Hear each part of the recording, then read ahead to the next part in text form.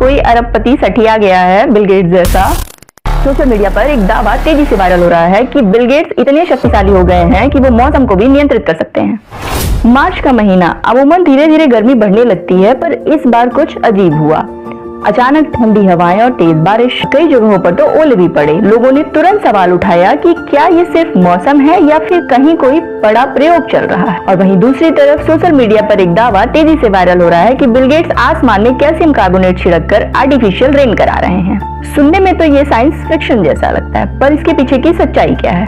असल में Bill Gates ने कुछ साल पहले एक जियो इंजीनियरिंग रिसर्च को फंड किया था।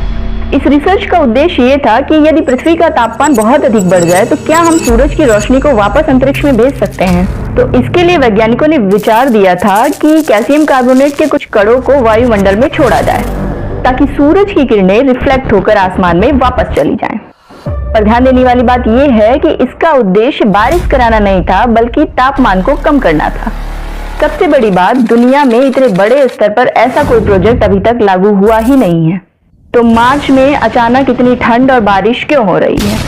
इसका असली कारण है वेस्टर्न डिस्टर्बेंस, जो कि एक प्राकृतिक प्रणाली है जो भूमध्य क्षेत्र से उठकर पाकिस्तान के रास्ते से होते हुए भारत के उत्तर में प्रवेश करती है।